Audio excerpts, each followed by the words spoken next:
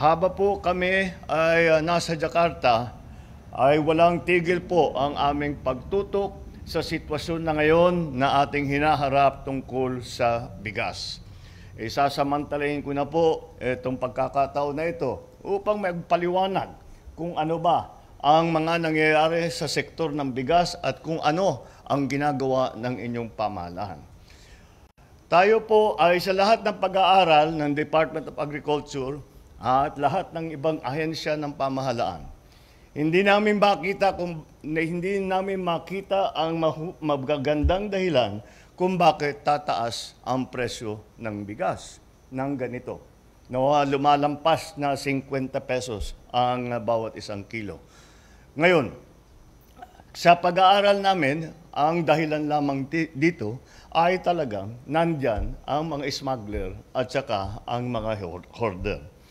Ako po, sa aking pag-iisip, ang aking pag-approach pagka dumating sa ekonomiya, ay nais kong sa hanggat maaari ayaw kong pakialaman ang merkado. At pabayaan natin, let the market do its work. Ngunit ay pinapakialaman na ang merkado natin. Kaya't kailangan pumasok ang pamahalaan at ito nga ang aming ginawa ay tayo ay naglagay ng price ceiling para sa presyo ng bigas. At pangalawa, kailangan ko po, kaya patuloy po ang ating magiging kampanya sa paghuhuli ng mga smuggler, sa paghuhuli sa mga hoarder. Tuloy-tuloy yan. Ngunit sa ngayon, kailangan na masyado ng matagal, hindi bumabawi ang merkado, nahirapan na ang tao. Kaya napilitan ang gobyerno na pumasok at magsabi na maglagay tayo ng price control para naman naghihirap na ang tao. Dapat naman, huwag na natin dagdagan ng ilang kahirapan. Pangalawa po, kailangan ko may paliwanag, ito po ay pangsamantala lamang. Hindi ito tatagal. Pagdating, tayo'y umaani na ng palay. Umaani na tayo ng palay dito sa Pilipinas. Tapos na ang season.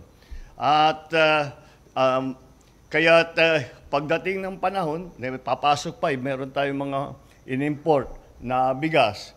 Sabay-sabay na papasok yan. At makikita, basta't ilalagay namin, dadali natin sa palengke, pabayaan uli natin ang presyo ng bigas na maghanap ng sarili niyang presyo. Ngunit dahil talagang malaki ang supply, magandang supply, makikita natin na makokontrol ng market yung presyo ng bigas. Pangatlo, naunawaan namin kaagad mula sa simula ng usapan tungkol sa price control sa bigas, naunawaan na namin at nakita kaagad na merong mga retailer na may ipit. Dahil sila ay bumili ng mahal na bigas, ngayon ay mapipilitan sila maipagbili yung mahal na bigas sa murang halaga. Kaya alam namin yon. Kaya gumawa kami, meron tayong plano. Sa kasalukuyan, ang ating DTI, ang ating Department of Agriculture, ay gumagawa ng listahan ng ating mga rice retailers, yung mga association ng mga rice retailer, kung sino man ang mga rice retailer. At habang ginagawa yan, kinakalkula rin kung ano ang magiging lugi ng mga rice retailer dahil nga sa price cap.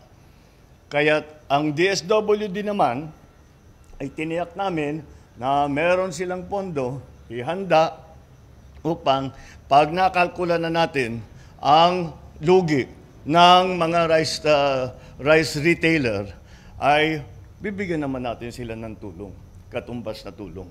Kaya huwag sana kayo mag-alala, alam po namin na ito'y mga bago na sistema na ating ginagawa, ngunit kagaya ng aking nasabi, ay napipilitan tayo dahil sa mga puwersa na kuminsan ayaw tumulong sa ating mga kababayan. Ngunit gagawin natin ito upang makatiyak naman ang taong bayan na hindi napakalaki ang kanilang ginagastos para naman sa kanilang pagkain, para sa bigas.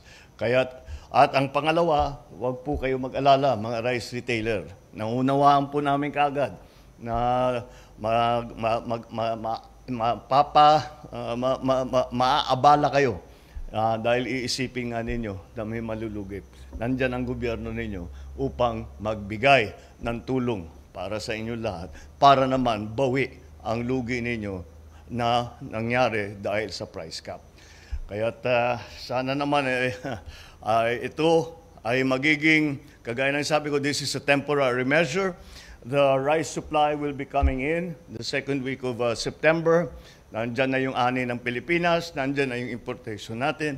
Wala na naman talagang magiging dahilan kung bakit tataas ang presyo ng bigas at maibabalik natin sa dati nating kinasanayan na presyo.